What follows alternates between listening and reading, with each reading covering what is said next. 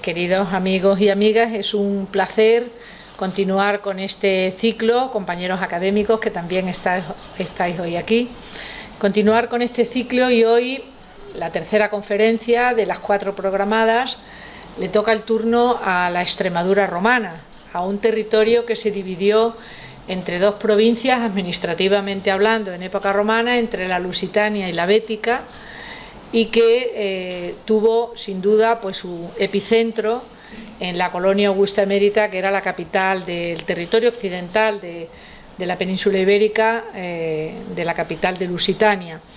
Y la persona adecuada para realizar esta semblanza, este recorrido o visión, como lo queramos denominar, a lo largo de la Extremadura romana, creo que es José María Álvarez Martínez, director que fue, director emérito primero del Museo Arqueológico Provincial de Badajoz, donde se llevaron a cabo en su etapa de responsabilidad en la dirección excavaciones tan emblemáticas como Canchorroano, Cueva del Valle, en Zalamea también, en Reguina indudablemente, en Medellín con las excavaciones de Martín Almagro, en fin, en tantos y tantos yacimientos romanos y no romanos, que posteriormente, al asumir la dirección del Museo Nacional de Arte Romano, donde ha sido 32 años director de esa institución, pues tuvo la capacidad de hacer esa visión de conjunto de lo que significó el proceso de romanización, que es lo que hoy José María nos va a explicar.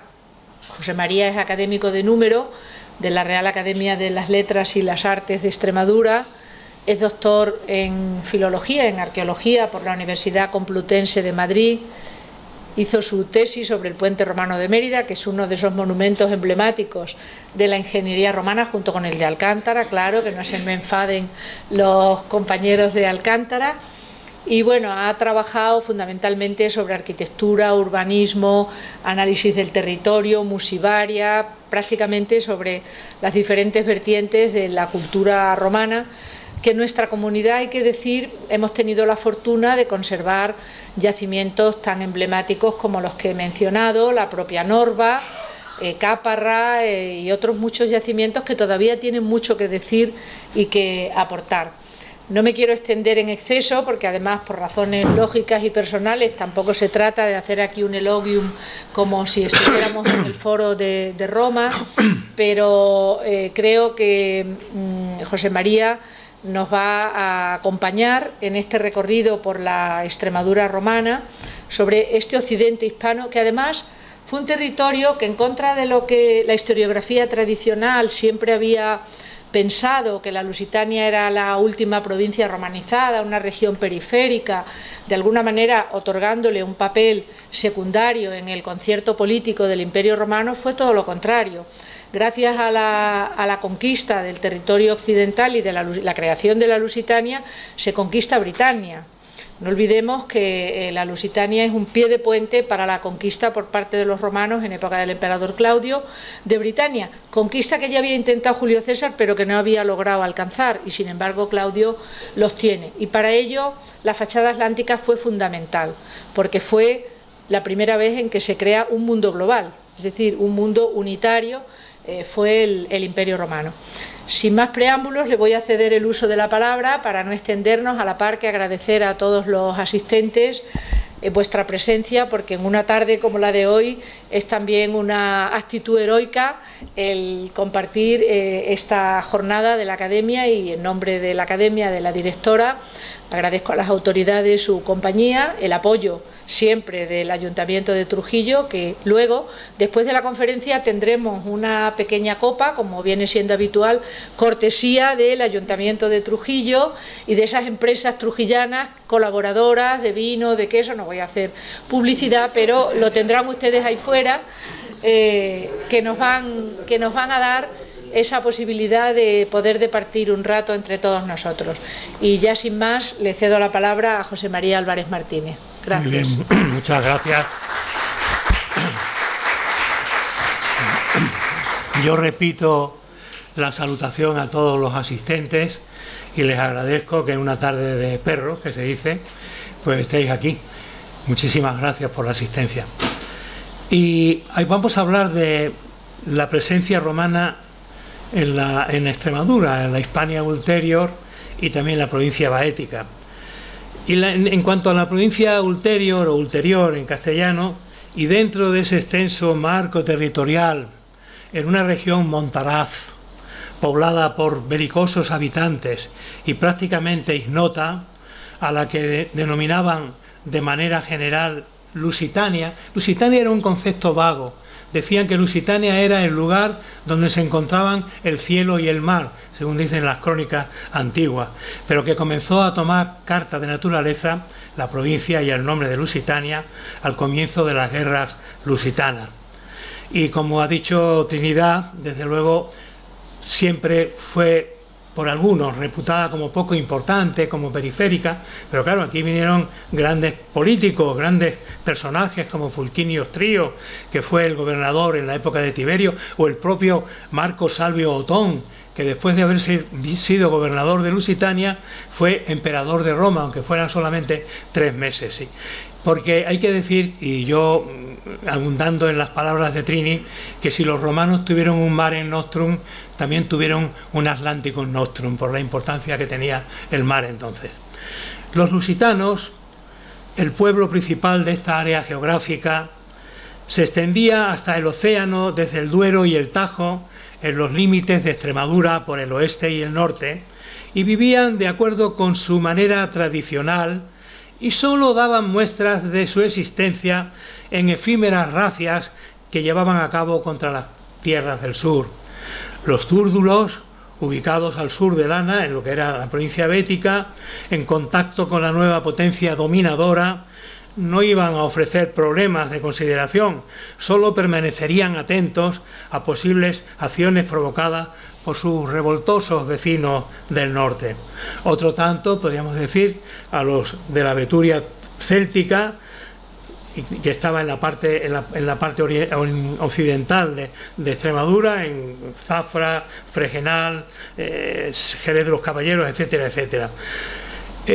Y por fin, un pueblo muy importante, el de los betones, asentados en la meseta y en la provincia de Cáceres, quizá hasta Mérida.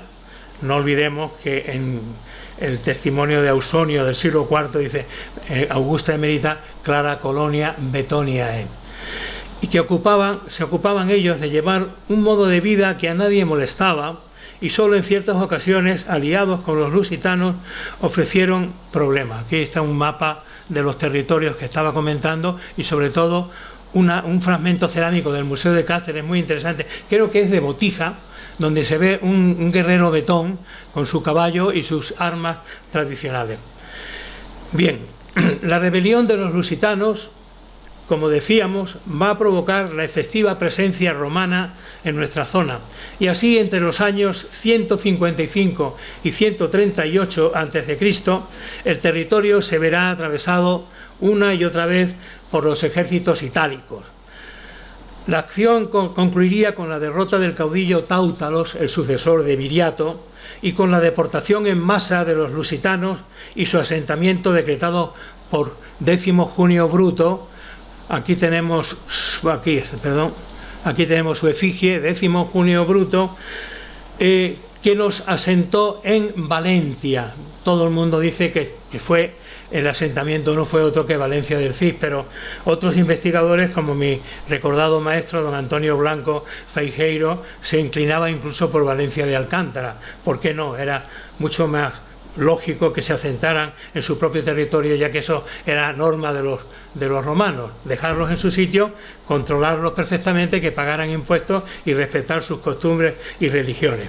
Y luego después César, también tenemos aquí la efigie de César, sería el que completaría la acción, sobre todo en la Beturia céltica a la que antes nos referíamos.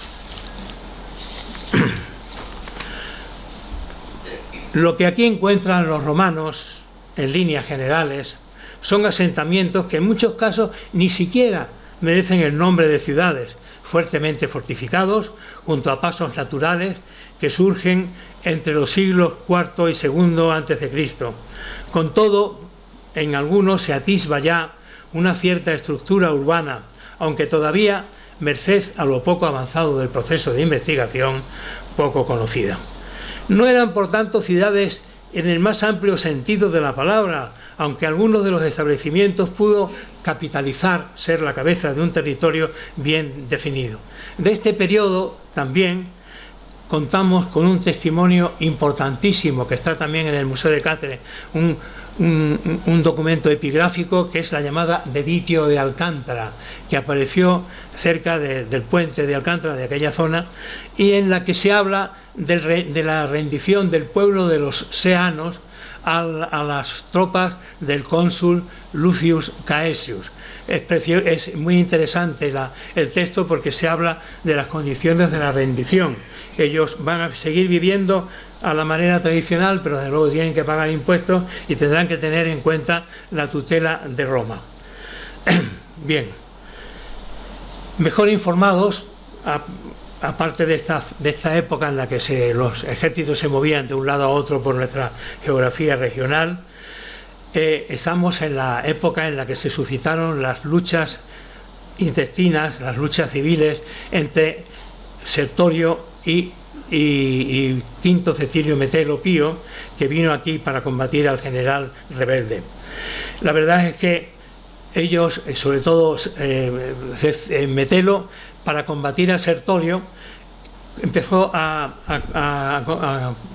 fundar una serie de cabezas de puente, los llamados Propugnacula Imperii, entre ellos dos importantísimos, Metellinum, Medellín, 80-79 después de Cristo, en la línea del Guadiana, y después Medellín también era el paso de una importante calzada que venía del sur, desde el Lagus Ligustinus, desde Cádiz, para alcanzar Castra Caequilia, que es una de las cabezas de puente, otro Propugnaculum Imperii, y llegar a la Beira, que es lo importante, donde estaban todos los metala, todos los yacimientos metalíferos tan importantes para el erario público romano.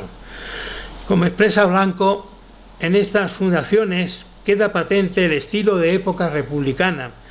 Veteranos y auxiliares en posesión de la ciudadanía romana forman una guarnición permanente en estos centros que dominan las vías terrestres y fluviales. Las poblaciones indígenas se vieron obligadas a bajar al llano desde sus castelas y se van romanizando poco a poco en contacto con los colonos, quienes a su vez se identifican con ellos cada vez más. Este proceso concluye con la fundación de la colonia Augusta Emérita. Perdón, es que le estoy dando mal, es aquí. Con la fundación de la colonia Augusta Emérita, a raíz del final de uno de los episodios importantes de la guerra contra los cántabros y astures, la toma de Lancia. No era el final de la guerra, pero sí fue muy importante esa acción. Y bueno, fue el centro de atención de la política romana, porque el eje que antes existía, que era Metellinum Castra Caequilia, se convierte ahora en el eje Emérita, Augusta Emérita, Norba Caesarina. Al tiempo se iba perfilando el fenómeno ciudadano, comenzaron a surgir los nuevos territorios, establecimientos rurales de carácter minero y agrícola fundamentalmente. En este proceso de absorción de los asentamientos prerromanos, y aquí tenemos otro documento fundamental, se trata del epígrafe de Equitania. Equitania es una ciudad romana, Idaña Bella actualmente, donde apareció este documento importantísimo en el que se refiere que un funcionario emeritense que se llama Quintus Talius regaló a los igaditanos un reloj de sol. Era un acto de amable vergetismo, pero también tenía su sentido político, porque venía a decir: señores, ustedes antes campaban por sus respetos, pero ahora tienen ustedes que tener en cuenta que las horas las marca Augusta Emérita, desde allí la política romana. Y es un texto francamente importante que nos muestra la absorción poco a poco por parte de Roma del territorio nuestro. La fundación de la colonia Augusta Emérita supuso, perdón, que esto no le he dado, Digo que la fundación de la colonia Augusta Emérita supuso, como adelantábamos, el comienzo de la organización sistemática del territorio en la Lusitania extremeña. Se constituyó la nueva población en el perfecto intermediario entre la oficialidad romana y el medio indígena, con la asunción de un papel preeminente muy claro en la jerarquización del territorio y en la encrucijada de caminos del suroeste peninsular. Con este sistema de comunicaciones que confluían en Augusta Emérita, se organizó el territorio colonial, sin cuya consideración no podríamos comprender, perdón, me he equivocado, es otra, esto, no podríamos comprender el deseo de la propia ciudad augustana y su devenir. Aquí tenemos un mapa con todas las grandes calzadas, digamos las autopistas de la época, referidas en el itinerario de Antonino o en el Anónimo de Rávena, que todas pasaban por Augusta Emérita, iban camino del occidente, hacia el puerto natural de los augustanos, que era Olisipo, iban hacia el norte, la famosa Vía de la Plata, que sobre todo con el tramo más importante, el Iter Augusta Emérita Asturican, hacia la meseta, Toledo, Zaragoza, por aquí, y hacia el sur, hacia la desembocadura de Lanas. Ese era, digamos, el entramado, era una especie de Carrefour de las calzadas que confluían en Augusta Emérita. En toda el área territorial emeritense, las huellas del asentamiento rural romano son continuas y las vilae muestran una entidad bien considerable, sobre todo las que se emplazaron cerca de Augusta Emérita. Esta fue la vila que excavamos bajo la dirección de Álvarez Sáenz de Buruaga, es la vila romana de las Tiendas, donde aparecieron esos magníficos mosaicos que hoy son gala del Museo Nacional de Arte Romano. Andando en el tiempo, el periodo Julio Claudio y el advenimiento de la dinastía Flavia marcan un momento de gran importancia en el devenir de nuestras tierras. Será la ocasión en que vean transformada su faz con el desarrollo de proyectos oficiales marcados por el interés de Roma de potenciar aquí su imagen y la de sus emperadores, que empiezan a recibir culto de manera oficial a partir de la época de Tiberio, aunque bien es verdad que ya se atestiguan ciertas manifestaciones de este culto en el periodo anterior a augustano. Esta reactivación, impulsada por la oficialidad romana, tuvo un paralelo claro en la iniciativa particular, que al amparo del desarrollo económico construyó sus moradas con un lujo y una magnificencia que en nada tenían que envidiar a sus congéneres de las zonas más privilegiadas del imperio. Aquí tenemos una vista del peristilo de la casa del anfiteatro de Mérida, y como no, pues eran unas casas que estaban realizadas con todo lujo de detalles y con decoraciones marmóreas y pictóricas de primer orden. Esta es la famosa casa de la calle Suárez Omonte, que después se llevó al Museo Nacional de Arte Romano, se trasladó, esos lienzos pictóricos se trasladaron al Museo Nacional de Arte Romano. Este esplendor que estamos refiriendo continuó sin menoscabo durante el periodo antoniniano, durante el que se conocen casos de vergetismo, como el protagonizado en la propia colonia Augusta Emérita por Domitia Betilla. Aquí tenemos su nombre, una señora de Vercelli, de Vercellae, totalmente afecta a la casa imperial. Su familia tuvo mucha relación con los propios emperadores, que dedicó un armilustrium, un pequeño pórtico, que esto no es un templo, siempre se ha dicho que es un templo, es un pórtico que se estableció dentro de un templo dedicado a Marte y en recuerdo de su marido, posiblemente ya fallecido, que era Rostius Paculo, probablemente, no sé si el lusitano, emeritense o antiguo gobernador de Lusitania, que se portó muy bien con la ciudad, y ella, agradecida, pues ofrendó ese armilustrium, que era un armilustrium, perdón, no lo he dicho. Un armilustrium era el lugar donde se purificaban, se ilustraban las armas de los ejércitos cuando terminaban las campañas militares, o también las armas de los gladiadores, cuando concluían también las campañas de luchas y de juegos en los anfiteatros. Y aquí tenemos, en el hornito de Santa Eulalia, tenemos esta maravillosa serie de sofitos, que lo tenemos aquí a la izquierda, de sofitos con armas alusivas al carácter guerrero de la divinidad. Y también en esa época destaca en Augusta Emérita un maravilloso mitreum, un culto a Mitra muy importante en el imperio, que su programa iconográfico, que no es el mitreo, apareció en las excavaciones de la Plaza de Toros de Mérida. Yo precisamente tengo preparado un artículo para decir que allí no estuvo nunca el mitreo y que lo que se produjo en ese lugar donde aparecieron las esculturas fue un ocultamiento para que estas esculturas no perecieran ante el ímpetu ortodoxo de los cristianos de la época. Bien, con Diocleciano, bueno, en el siglo III tenemos también muchas acciones que son importantes, pero se produce lo que llaman la crisis del siglo III.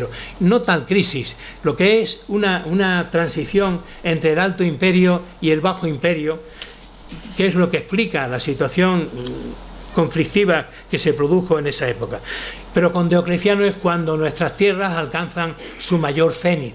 ¿Por qué? Porque la colonia Augusta Emérita fue declarada capital de Hispania, por ser la sede del vicario de la diócesis de las Hispanias, y fue un centro administrativo y político de primer orden. Se produjo entonces un renacimiento urbano importante, no solamente en Augusta Emérita, sino también en otras ciudades.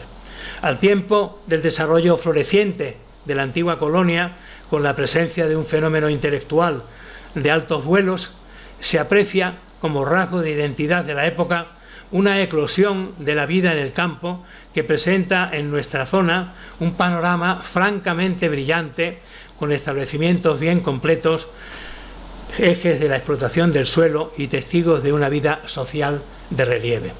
Luego, a la raya del siglo V, sobreviene un momento de crisis que motiva el abandono de algunas de nuestras ciudades y de numerosos establecimientos agrícolas, varios de los cuales continúan una existencia un tanto menoscabada con relación al periodo inmediatamente anterior e inmersos en los planteamientos de la vida cristiana, como denotan diversos e importantes hallazgos de este periodo. Bien, y tras esta introducción necesaria para ver un poco la evolución de la presencia de Roma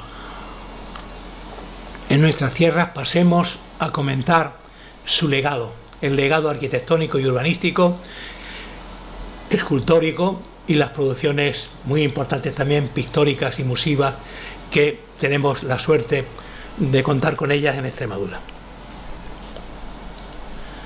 Hubo una red de calzada, ya lo hemos visto antes, con ese Carrefour que confluía en Augusta Emérita, que unían nuestros lugares, nuestros puntos, con diversas partes incluso del imperio y con esas direcciones a las que antes me refería.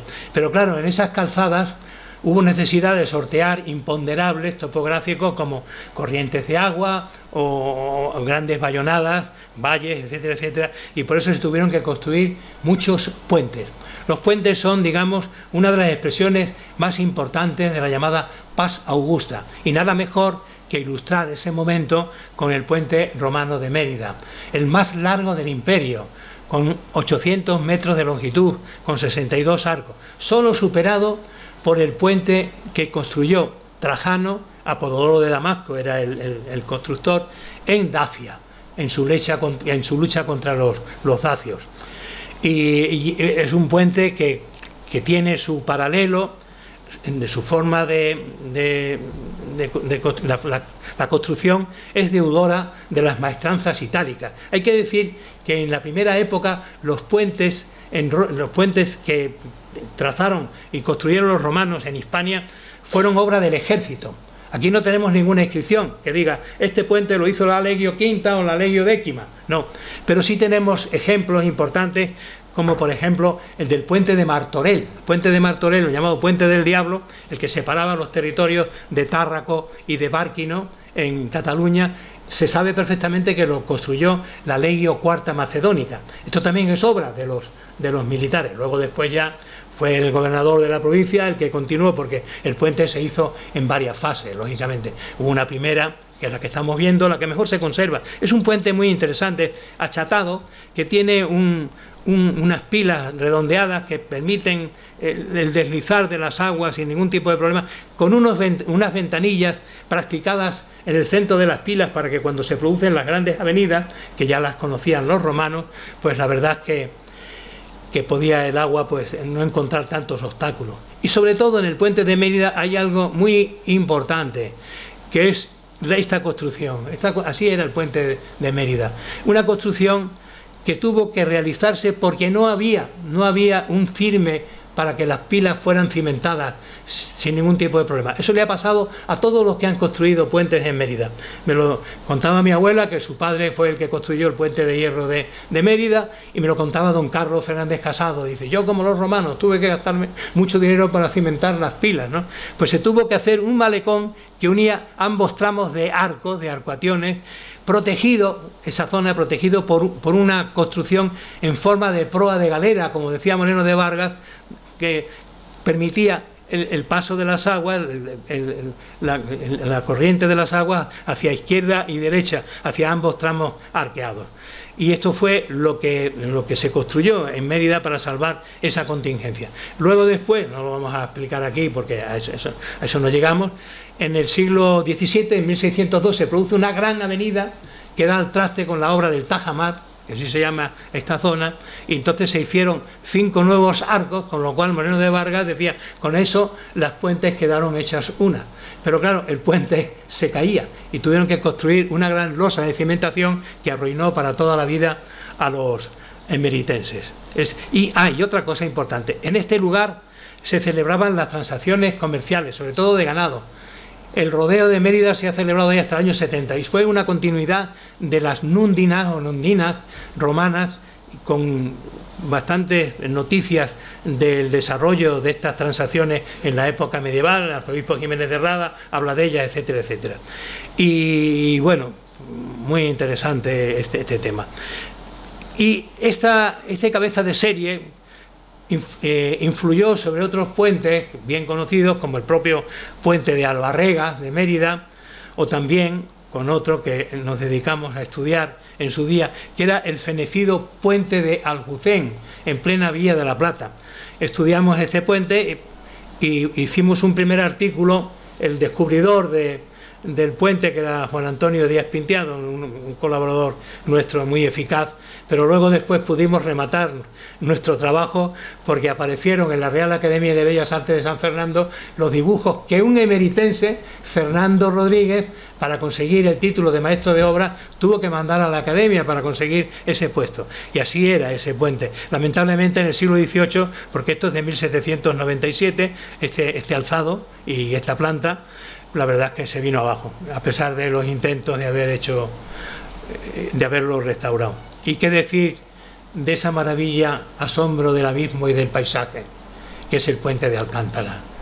Ese puente tan hermoso que vemos ahí, construido en época de Trajano. ¿Por qué? Pues porque tenemos una inscripción que lo dice en el arco. En el arco está la inscripción dedicada a Trajano, que nos dice que ese puente se construyó en el 104-106 después de Cristo. Según dice, según se ha dicho siempre, por parte de un arquitecto llamado Gaius Julius Lacher, que muchos de ellos han cuestionado su existencia, entre ellos yo. Pero bueno, no vamos a explicar esto ahora, porque hay una inscripción en el templete que hay en Alcántara, concretamente aquí en esta zona, se ve muy mal, donde se habla es un elogio a Gaius Julius Lacher. Dice, aquí este puente lo construyó Gaius Julius Lacher, famoso por su divino arte, para que, y eso fue sí verdad, para que durara por siempre en los siglos del mundo. Se ha mantenido ahí hasta hoy día. Ahora ya tiene un amigo que le va a evitar el tránsito con el puente nuevo que se está realizando. Y fue un puente que muchas veces me han preguntado, dice, bueno, ¿por qué un puente tan importante en un lugar donde no hay una ciudad importante? Pues está ahí porque a Roma le interesa mucho controlar los metales, los yacimientos metalíferos, el oro. Decía Ovidio, el Tajo por donde corre el oro, las minas de toda la Beira, de plomo, de plata, de cobre, de estaño, pues todo eso estaba ahí. Y esto es una especie de puente que, por supuesto, facilitó la vida de los pueblos que vivían alrededor de esta zona de Alcántara, pero al mismo tiempo era un elemento propagandístico de primer orden de Roma. Y Roma, simbólicamente, desde el arco del puente, vigilaba sus territorios. Por eso se hizo ahí. Es lo mismo que pasó con el acueducto de Segovia. El acueducto de Segovia también se hizo muy monumental en una ciudad que no era tan importante, pero también Segovia era el paso a la meseta y había que controlar bien esa zona. Bien, podríamos hablar mucho del puente de Alcántara, de su construcción típicamente trajanea. Aquí hay una serie de estribos que son característicos de este periodo, como pasa con el acueducto de los Milagros de Mérida o el puente de Salamanca, que también cuenta con estos estribos, que además propician la verticalidad y enfatizan la verticalidad de las pilas. Y el puente de Alcántara influyó mucho en otro puente. Perdón por la diapositiva, yo la tengo aquí muy oscura, no sé si se ve mucho mejor. El puente de Segura es el puente de Alcántara sin arco, que se la han cargado últimamente, porque han hecho una reforma que tanto Manolo Durán, un especialista en puentes, y yo hemos criticado mucho porque hicieron un tratamiento de los paramentos de mala manera, pusieron ahí cemento y la verdad es que desvirtuaron un poco los paramentos de la fábrica. Pero es un puente excepcional que tuvo muchas restauraciones bien documentadas, afortunadamente.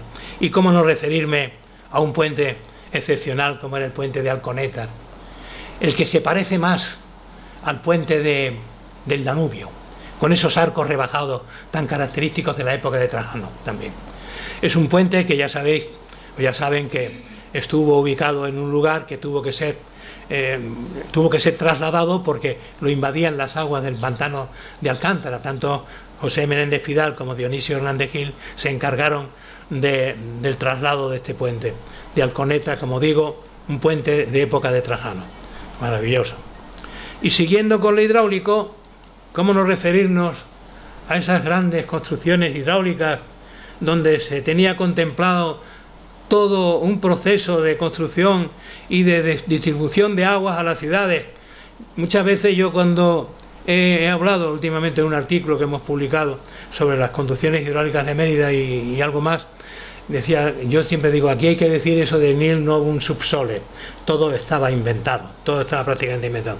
Yo también muchas veces me he referido a que estas grandes arquerías, puentes, canales de los acueductos, eran los que llamaban la atención a todo el que venía desde la vía de la Plata por el norte o que venía de Córdoba y veía esas grandes arquerías y decía, bueno, ya estamos en Mérida. Lo mismo que cuando vamos a París vemos la Torre Eiffel, digo, ya estamos en París, ¿no? Son monumentos impresionantes. Este es el arco, perdón, las arquerías del acueducto de San Lázaro, lamentablemente hoy reducidas a 3 pilares y 2 arcos. Tengo que decirles que tenía 1200 metros de longitud el acueducto, fue destruido, pero bueno. Y cómo no referirnos también en lo hidráulico al origen de estas conducciones, que son los embalses. El embalse de Cornalvo, situado a 20 kilómetros de Mérida, más o menos, de donde venía el agua. Pero claro, ahora las investigaciones que se han llevado a cabo por parte de algunos arqueólogos, pues nos ilustran de que la conducción de Cornalvo se originaba mucho más arriba, en Alcuéscar. Tenía prácticamente 70 kilómetros hasta Mérida. Y claro, los romanos lo único que buscaban era la calidad del agua, no les importaba hacer una conducción de grandes kilómetros para conseguir el agua. Es lo que pasó, por ejemplo, con el acueducto de Cartago. Si uno va a Cartago, ve a lo largo de 140 kilómetros todas las arquerías que vienen desde Zaguán, donde está el Caput Aquae, el origen, hasta Cartago. Bueno, y aquí tenemos una reconstrucción de lo que fue el dique, que ya lo hizo Fernando Rodríguez. Esta es una reconstrucción de un gran ingeniero de caminos ya fallecido, muy amigo nuestro, Miguel Arenillas, que con su grupo estudió bien los acueductos de Mérida, y era así, como lo están viendo, con La torre de Tomás nada tiene que ver con la de Proserpina, que está embutida en el muro. Aquí está en las propias aguas, y aquí está el dique que es de paramento de piedra, y luego después con el típico espaldón, que es el que resiste la presión del agua en la parte posterior, ¿no? Es un embalse fantástico, y además muy moderno, porque muchas veces a mí me han dicho algunos ingenieros, yo no soy ingeniero, pero bueno, he tenido muchas lecciones buenas de ingenieros, que se parece mucho a una presa de Madrid que se llama El Gasco.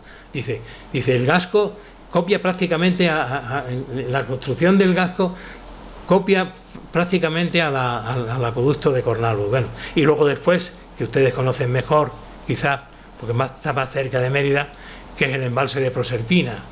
El embalse de Proserpina, que se ha dicho en muchas ocasiones que no era romano. Bueno, no era romano, es una construcción netamente romana, lo hemos estudiado, que además a lo largo de 9,5 kilómetros, sorteando vaguadas y batolitos de granito y tal, llega a la ciudad, que por las arquerías de los Milagros pues llega a la parte alta de la ciudad.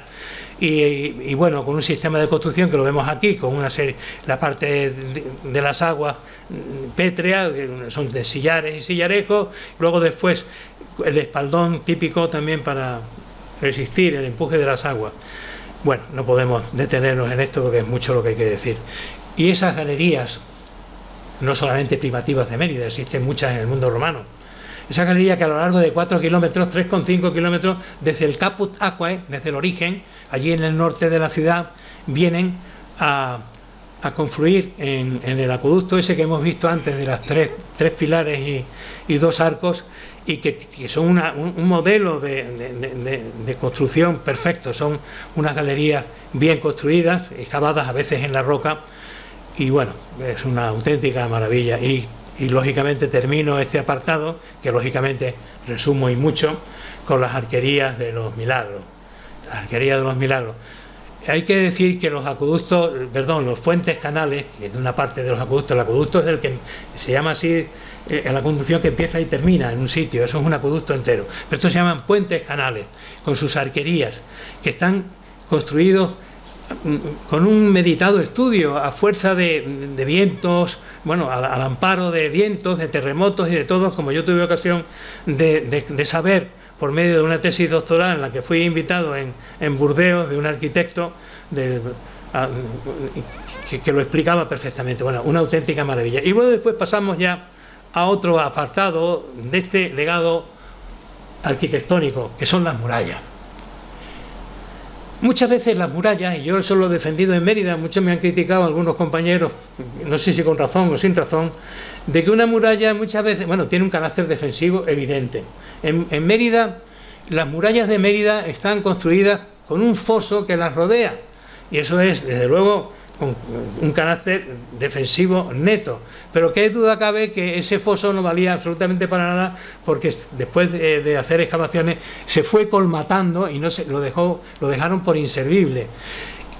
Y muchas veces las murallas eran un símbolo de prestigio, y sobre todo no había colonia que se preciara que no tuviera su muralla, que la abarcara y que la defendiera de los posibles problemas que pudiera tener, y de cerrarla cuando se producían epidemias y cuando ellos querían controlar perfectamente el paso de los que se acercaban a la ciudad. Estas murallas que están viendo son las de Coria, están muy modernizadas, están muy rehechas, pero son muy interesantes. Yo creo que es el ejemplo con el de Mérida más importante que tenemos en Extremadura.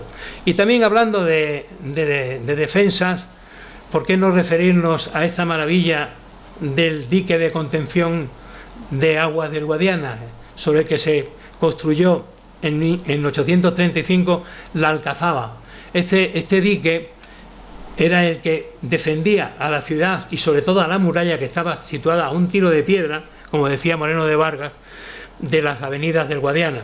Y es una construcción magnífica. Y dice Moreno de Vargas: he dejado para el final la descripción de este mirador que los romanos construyeron en el río Guadiana, porque, como dijeron los técnicos que vinieron con Felipe II cuando se acercó a Mérida y pasó 15 días en la ciudad camino de Portugal, no le hay ni más fuerte ni primo en el mundo. ¿Saben quiénes eran esos técnicos? Uno de ellos Herrera, y fueron los que hicieron en planta y alzado los monumentos de Mérida. Pero es aquí que tuvimos la mala suerte que en la Nochebuena de 1734 se produjo el incendio del Palacio Real y todo se vino al traste. Qué pena de haber perdido todo eso. Pero bueno,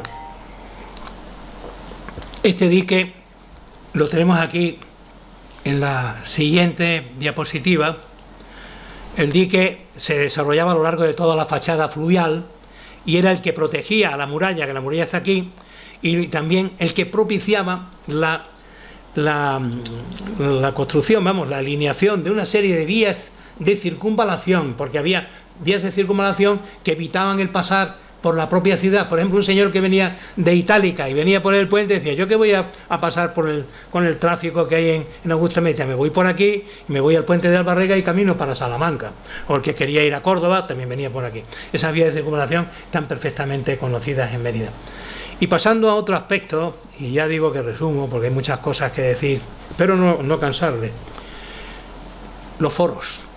Los foros, el lugar donde está el centro de la vida de la ciudad, con sus edificios económicos, políticos, civiles, religiosos, son los que vamos descubriendo poco a poco en las distintas ciudades. Por ejemplo, uno de ellos, aquí no tengo más que he traído el arco, el de Cálparra. El de Cálparra, con las excavaciones que se están realizando, pues la verdad que se está descubriendo un foro muy importante, pero donde destaca un arco, un tetrápilo, es decir, que tiene cuatro vanos, que un egregio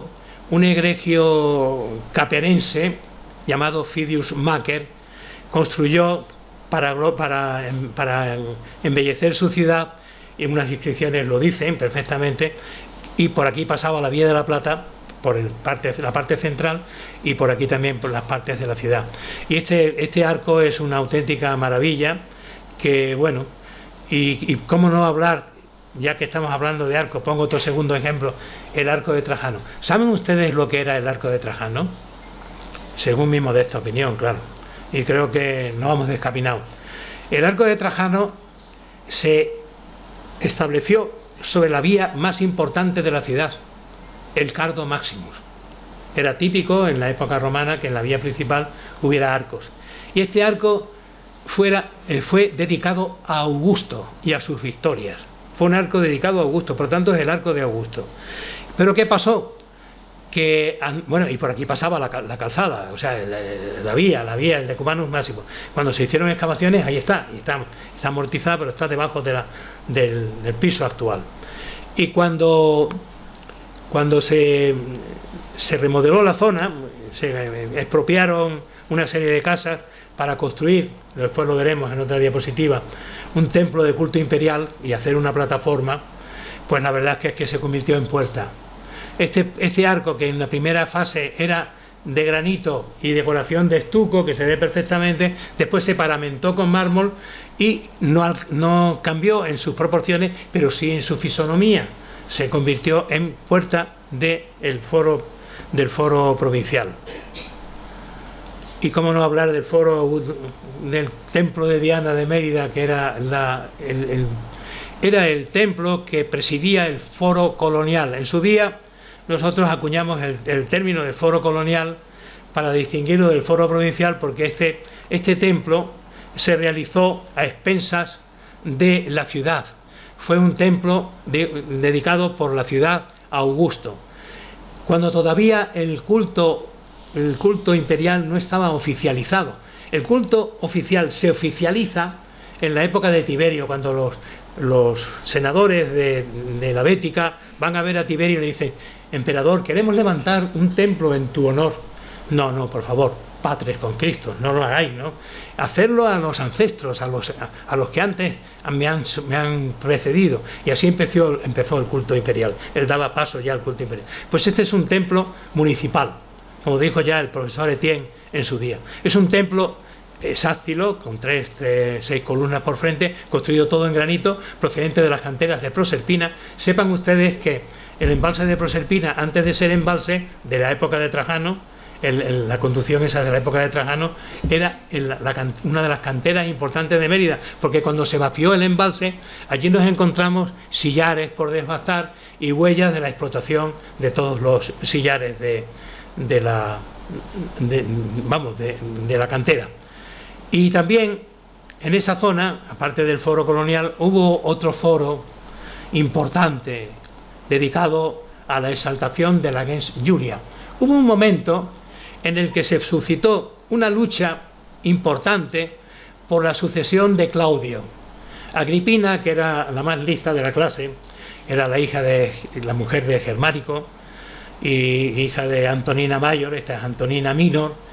Pues la verdad es que consiguió que su hijo Enobarbo, que después conocimos con el nombre de Nerón, pudiera suceder a Claudio. Se casó con Claudio, en detrimento de Británico, que era el sucesor, el que verdaderamente tenía que haber sucedido a su padre Claudio, pero así fue. Y entonces hubo un momento de lucha y se produjeron no solamente en Mérida, sino también en Arles y en otros lugares, una exaltación de la gens Julia para potenciar a la gens Julia, a la familia Julia, en detrimento de la gens Claudia, y empezaba todo con Troya, de cómo Venus y Anquises tuvieron un hijo que se llama Eneas, que fundó con su hijo Ascanio, después convertido en Iulus, en la fundación de Alba Longa y Alba Longa Roma.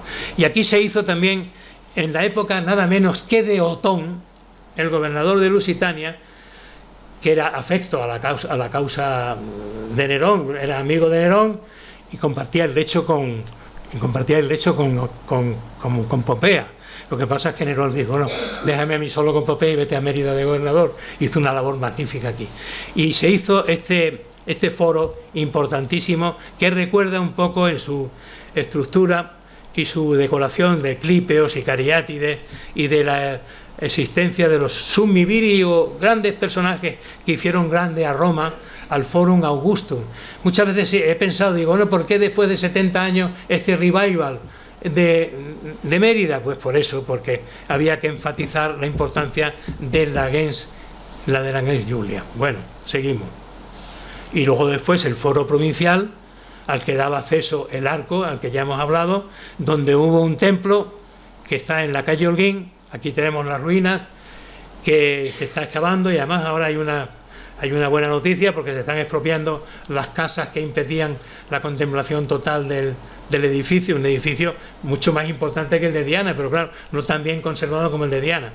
Y es el templo dedicado al Divo Augusto, ya oficializado con la oficialización, del culto imperial, que fue obra del famoso gobernador Fulquinius Trio, al que antes me refería, que era un hombre muy importante, fue allí gobernador, pero que se complicó mucho la vida al ser partícipe de la conspiración de Sejano, el prefecto del pretorio, contra Tiberio. Y claro, Tiberio le dice, sí, hijo mío, has sido allí gobernador de Mérida, lo has hecho muy bien, pero ahora te vas a Tusculum, a tu ciudad, y allí te suicidas. Y lo mandó a suicidar en Tusculum con su mujer. Y bueno, pues Fulquinius Trio fue el que hizo ese edificio con la ayuda del Praefectus Fabrum, que era un lusitano de pro, que se llamaba Lucius Cornelius Bocchus, que tenía inscripciones por todas partes, era de Salaquia, de Alcácer dos Alba. Y bueno, y el templo de Diana, ya han visto ustedes que tiene un arquito muy interesante en el frontón. Aquí lo tenemos, pues hay una especie de hermano menor del templo de Diana, que es el templo de Augustóbriga, también dedicado al culto imperial y que sigue los planteamientos de la arquitectura de la época. Tengo que decir que este también fue trasladado de su lugar de emplazamiento por la construcción, del embalse de Valdecañas, y es un templo precioso, precioso, precioso. Bien, seguimos con la relación de realizaciones romanas. Los espectáculos. Roma dejó en Extremadura varios ejemplos de teatros, anfiteatros y circos. En Mérida están los tres, de aquí el teatro, el anfiteatro y el circo. El teatro es el edificio emblemático de Mérida. Fue construido por, bueno, dicen que fue patrocinado por Marco Agripa en el 16-15, con sus fases, claro, el teatro se hizo a lo largo del tiempo, y con una escena que no tenía nada que ver con la primitiva escena se trasladó para formar parte del pórtico que hay situado detrás del teatro, que es lo que llamamos el peristilo, y se hizo esta nueva en la época de Trajano y de Adriano. Bien, luego después otro teatro importante nuestro es el de Medellín. Me da sorpresa el Teatro Romano de Medellín. Cuando se excavó, empezó un compañero mío, el director del Museo de Huelva, Mariano del Amo, empezó a excavar, pero bueno, dejó su trabajo sobre los teatros, y luego después ya fue objeto de atención por parte de la Consejería de Cultura, y siguen las excavaciones para descubrir un magnífico teatro en la ladera del cerro del castillo de Medellín. Medellín era una colonia y por tanto tenía que tener también un teatro bien importante. Y también, no puedo también dejar de citar al que tuve la suerte de excavar entero, que es el Teatro de Reguina. El Teatro de Reguina, que está en la Bética, en la Veturia Túrdula. Es un teatro pequeñito, pero con una serie de características en cuanto a su arquitectura francamente importantes y canónicas, porque no solamente tiene las partes fundamentales de los teatros, que son la cavea, el proscenio, el frente escénico, sino también tiene, flanqueando el escenario, el escenario, hay unos parascaenia y unas basílicas, que son lugares que no suelen existir en muchos teatros. Y luego después, de esto podía hablar mucho mejor Trinidad Nogales que yo, porque lo ha publicado, que es el Anfiteatro de Mérida. El Anfiteatro de Mérida tuvo dos fases bien claras, explicadas por Trinidad, y lo voy a hacer brevemente. Una primera, que era un anfiteatro prácticamente de madera, y del estilo de otros teatros que hay, como por ejemplo el de Caparra, que también existe en Caparra 1, o también el de Amaya, que se está excavando en la zona de Portugal por parte de la Universidad de Lisboa y el Museo de Mérida, y que luego después, bueno, porque al principio todos los anfiteatros son así. Solamente el anfiteatro de Pompeya, digamos que se sale de la norma, que es del año 80 a.C., pero luego después, cuando ya empiezan con el Anfiteatrum Flavium y todos los edificios como de Arles, el de Nimes, ya empiezan los anfiteatros a tener ya una monumentalidad importante. El de Mérida la tiene, hombre, no se puede comparar con la de Itálica, que todavía es mucho mayor, pero aquí tenemos dos fases de esos anfiteatros que hubo en Augusta y Mérida. Bueno, aquí tenemos una visión ya del segundo anfiteatro, con la fosa arenaria, con todas sus gradas, y con una decoración, porque esta fase es de la época ya de final de los Flavios, Trajano, Adriano, según publicamos en su día estas pinturas que aparecieron fortuitamente cuando excavamos unas tumbas que estaban situadas cerca del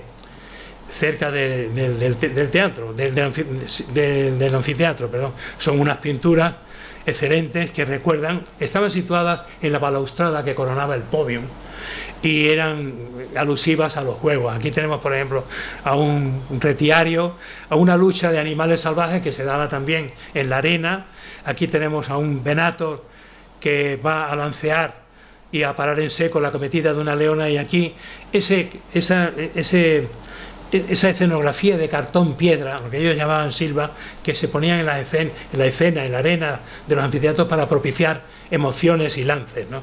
Son unas pinturas únicas prácticamente, que solamente tienen parangón con unas perdidas, lamentablemente, que eran del anfiteatro de Pompeya, que aparecieron pero que se destruyeron por culpa de dejarlas a la intemperie.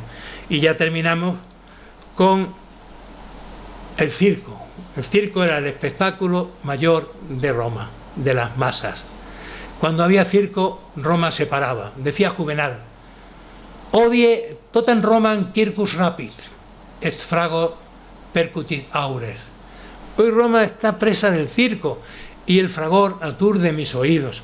Ahí se jugaban unas cantidades de dinero tremendas, porque eran muy caros, y había había mucho interés por los circos. Se cerraban los tribunales, las escuelas, y bueno, en Mérida tenemos un circo muy bien conservado, con sus partes perfectamente, aquí están las cárceles donde salían las cocheras, y aquí tenemos la Espina, y bueno, pues solamente en Extremadura tenemos un circo, aunque tengo que decir que hay una inscripción de Segueda. Segueda no es Zafra, Segueda es Burguillos del Cerro.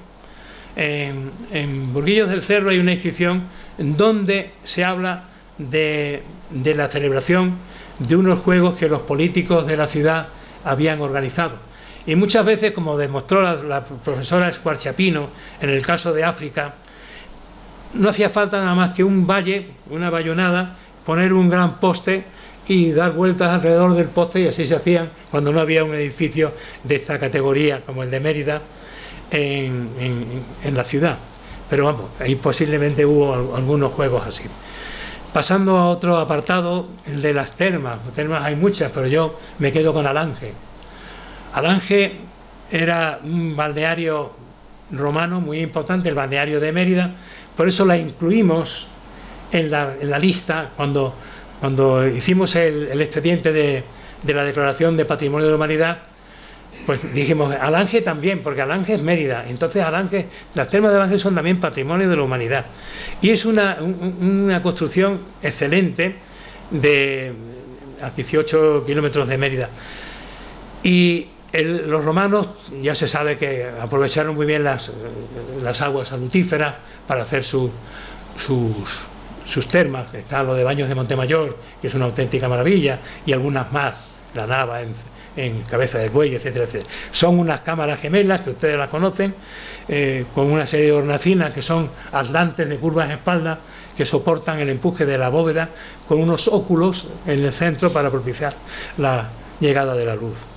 Y Alange se llamaba en la época romana Aquae, y precisamente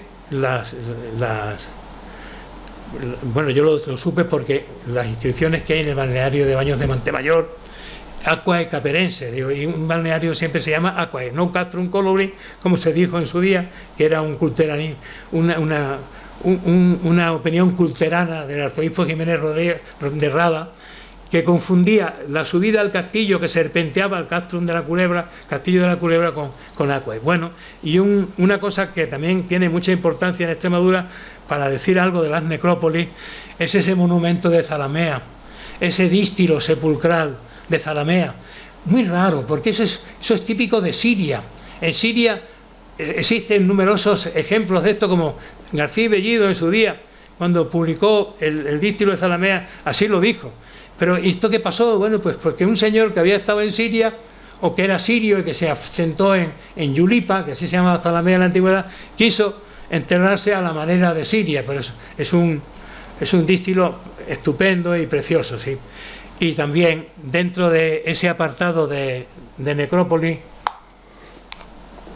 también me he querido referir a la decoración de los sepulcros, en el caso de Mérida, del sepulcro de los Boconios. Fíjense qué maravilla de retratos de los difuntos.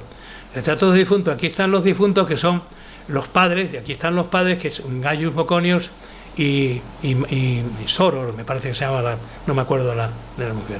Y ahí están enterrados y están sus retratos. Hay otras veces que las efigies de los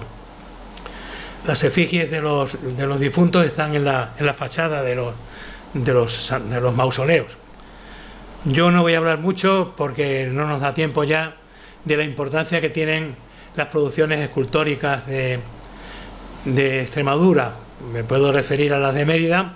Tengo que decir que estas producciones escultóricas son obras de grandes artistas. Algunos de ellos dejaron su firma en las producciones. Por ejemplo, en los Umibiri, Gaius Aulus era un escultor de raigambre etrusca que vino aquí para satisfacer el encargo que le haría el propio Otón, ¿no? Aquí está, por ejemplo, el programa iconográfico del templo de Diana, con todas las esculturas que aparecieron y otras que ya se conocían. Aquí está, por ejemplo, la estatua del Genius Senatus, que apareció en nuestras excavaciones.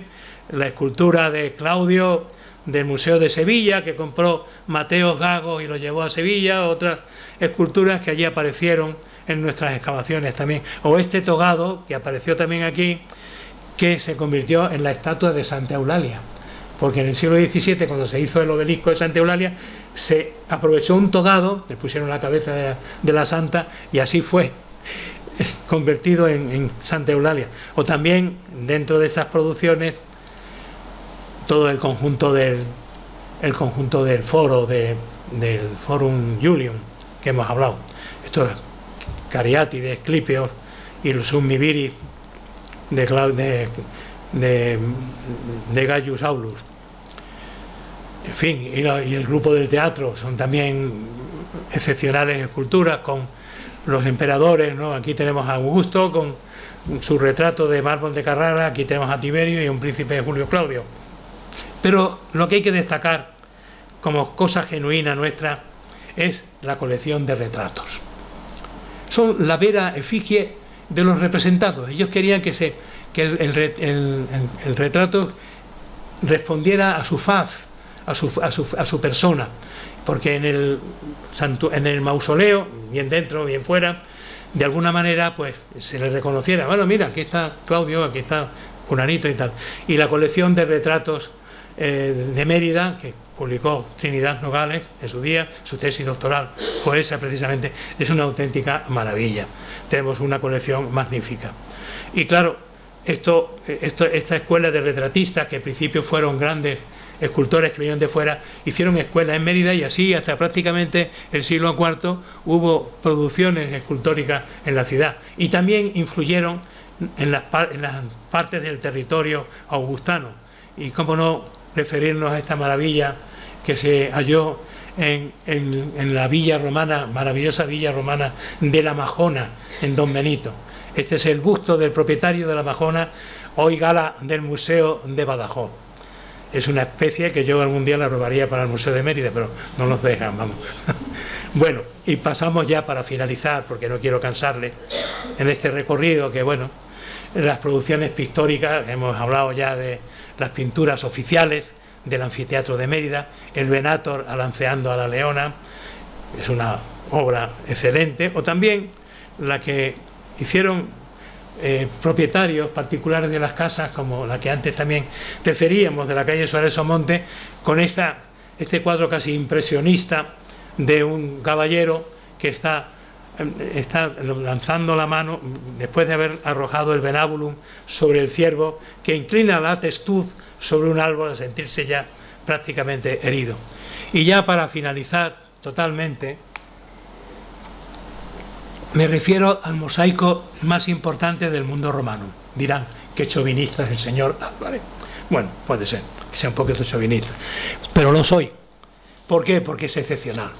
No solamente por la ejecución, por la maravillosa ejecución de ese pavimento, donde se representa el universo perfectamente unificado bajo el dominio de Roma, porque esta pieza notable de la arqueología española recuerda un poco a esa época que puso en solfa a Adriano, cuando dijo que había que seguir la vida, bueno, la vida no, había que llamar a Roma desde entonces que estaba viviendo el Saeculum Aureum, el siglo de oro. Hay que tener el orgullo de sentirnos romanos, y que todo esto concluyó con el discurso de Helio Arístides del 142. Y es un mosaico excepcional, donde se representa la bóveda celeste con los elementos de la naturaleza personificados en figuras alegóricas, muy alegóricas, porque fíjense aquí la figura, yo no sé si ven yo estoy señalándolo con la flecha, ahí se ve el viento noto portando a la nube, y que decían los clásicos, y el viento noto que porta a las nubes, pues todo es alegórico. O la figura de Selene, o la figura de Orien, que es la aurora, como decía Virgilio, dice, y la aurora que en su cuadriga refulgente todos los días recorre la bóveda celeste hasta el esplendor del ocaso. Es una ejecución excelente. Dicen que de un artista de raigambre oriental, puede ser, pero lo que fue es un artista de altos vuelos que empleó teselas de todo tipo, muchas de pasta vítrea para propiciar tonalidades y colores que las piedras no podían dar, y que también empleó planchas de oro para algunos aditamentos de la figura, con una representación también en la parte inferior de las divinidades acuáticas, con esas tonalidades de la mar, azuladas, verdosas, tan maravillosas. En fin, un mosaico excepcional, que lamentablemente nos faltó la parte central. Yo me acuerdo que me contaron, esto apareció en los años 60, yo no tuve nada que ver con esto todavía, claro, pero lo descubrió un amigo nuestro, Eugenio García Sandoval, y Juan Antonio Díaz Pintiado fue el que lo pudo descubrir con él. Pero bueno, ha tenido una cantidad de estudios enormes. Muchos han expresado ahí sus ideas. Dicen que algunos han dicho que tiene un carácter mitraico, porque al lado del mosaico estaba lo que se suponía en la Plaza de Toros, donde estaba el mitreo, pero ya he dicho que el mitreo no estaba ahí, que fue un ocultamiento. Y bueno, pues estamos orgullosos de que Extremadura tenga yacimientos importantes, no solamente Mérida, que voy a acabar con eso, sino tantos como Reguina, como Cáceres y tantos otros, y que nos dieran en su día el título se produjera nuestra inclusión en la lista del patrimonio mundial. Señores, muchísimas gracias por la atención y buenas tardes.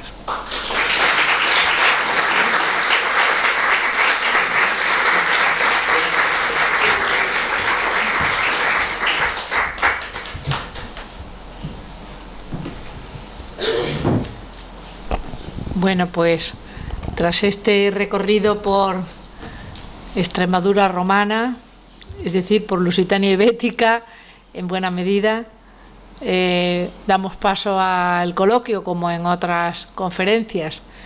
No sé si hay alguna cuestión. María Teresa. Cuando hablamos de artistas, ya sean arquitectos o escultores, resulta que el arquitecto de Alcázar me dice que no. Bueno. No, en el caso de los escultores, entiendo que Galo Saulus sabemos que está aquí porque el material de esas esculturas es mármol.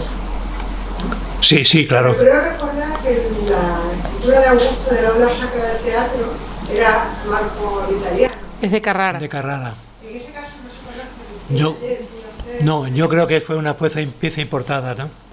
Vamos, bueno, Trini claro. Sabe más que yo de esto. No,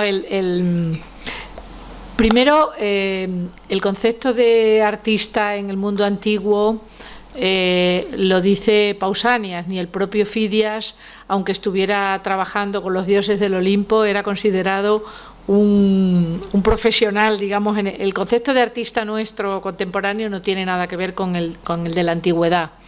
En la antigüedad había una división muy rígida entre aquellos que utilizaban la tecné, es decir, el trabajo manual, técnica, de ahí viene la palabra, que es una palabra griega, y los que trabajaban intelectualmente, filósofos, oradores, etcétera.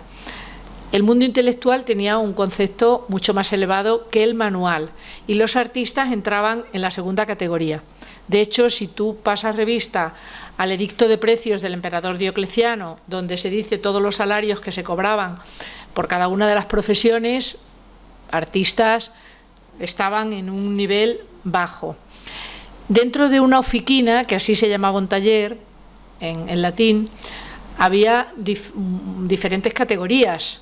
Estaba el lapidarius, que era el que trabajaba la piedra, es decir, el que sacaba los bloques de la cantera. Y luego estaba el marmorarius y el escultor, que ya era e incluso el que hacía las imágenes, es decir, el que hacía los retratos, que era como el top de un taller, ¿no?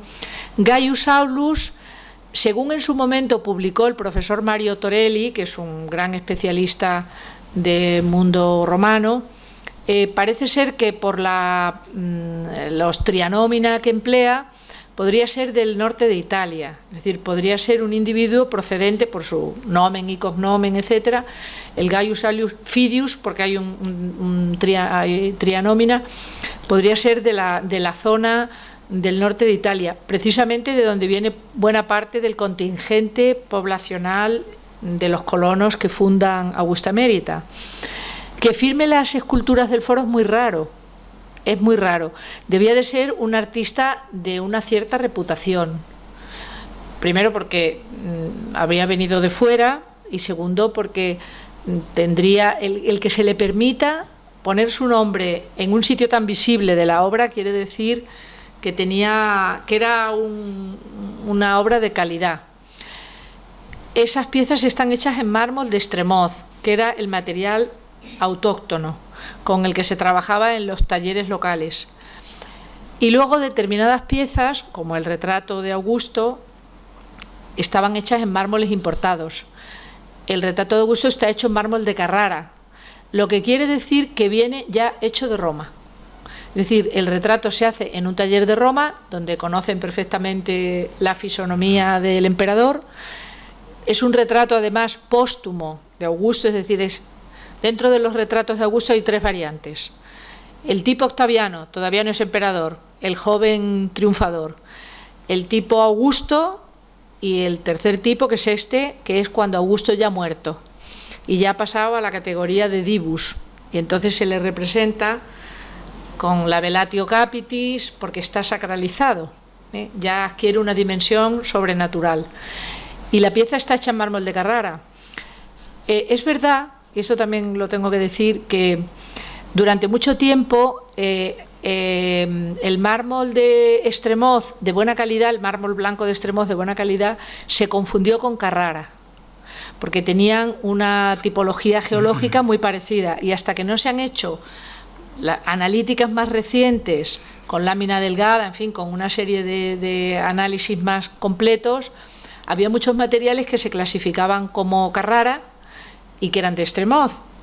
Y el profesor Alarcao me contó en una ocasión que él de niño, que es un señor que ahora tiene 90 y tantos años, vio en el puerto de Lisboa barcos con piezas de mármol de Estremoz rotuladas Carrara, que iban a Estados Unidos. Porque claro, en Estados Unidos decían Estremoz y allí no sabían ni lo que era Estremoz, pero Carrara sí sabían lo que era. Y no valía lo mismo un mármol de Carrara que un mármol de Estremoz, con lo cual los portugueses vendían a los Estados Unidos mármol de Estremoz, porque es verdad que era difícil de distinguir un tipo de otro. Y ahora ya la técnica sí nos lo permite, nos permite saber exactamente la procedencia. Dentro de una cantera había muchísimas variedades. En Estremoz los hay rosas, los hay grises, y cada variedad se empleaba para algo diferente.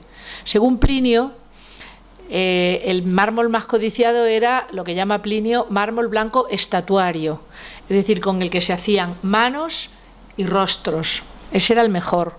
Y luego, para los cuerpos, pensemos que se iban a pintar las estatuas. O sea, que las estatuas luego estaban policromadas, con lo cual, si al mármol le salía una veta mala, pues se podía disimular. A un rostro no, a un retrato no. Y esto es un tema sobre el que ahora se está trabajando mucho, pero bueno, yo no, porque es un tema que me apasiona, no quiero, pero es muy, muy importante para ver la procedencia de los talleres, el comercio, cómo se... Yo estuve 3 años trabajando en Villa Adriana, en la villa del emperador Adriano, en Tívoli, junto a Tívoli, y cuando la profesora Pilar León y yo, que éramos las que llevábamos el proyecto, hicimos la publicación, nos dimos cuenta que había una especialización en el comercio del arte en época del emperador Adriano, porque toda la estatuaria imperial era mármol de Carrara, por tanto, talleres de Roma. Las estatuas grandes de divinidades, de tamaño colosal, tal, era mármol griego, talleres griegos. Y las estatuas de tamaño medio pequeño, que eran piezas de jardín, estatuas de adorno, de jardín, eran mármoles turcos, de Afrodisias. Por tanto, en el mercado de arte del siglo II después de Cristo, en época de Adriano, estaban comprando obra a distintos talleres que estaban especializados en esa producción. igual que pasa en las producciones de los artistas de todos los periodos históricos, que hay una especialización, unas escuelas que son las que van, y en Roma, en ese momento de Adriano, pues los emperadores los hacían en los talleres de la metrópolis, porque allí era donde estaba el modelo oficial del emperador. Sin embargo, los dioses los hacían los griegos, con mármoles de Paros, con mármoles de canteras griegas, que era curioso porque los escultores generalmente trabajan con su material, les cuesta mucho trabajar con otro material distinto, e incluso se lo llevaban. Muy bien. Sí. No sé si hay alguna pregunta para este pobre arqueólogo. No, muchas gracias por haber venido, que el día no está para muchos totes. Y nada, espero que seamos siempre orgullosos de lo que fue la Extremadura romana. Y cada día no solamente ya está el Turuñuelo, sino también los romanos que hicieron muchas cosas aquí. Pero bueno, que podemos sentirnos orgullosos de nuestra arqueología. Pues nada, señores, muchas gracias. Voy a tomar un poco de agua.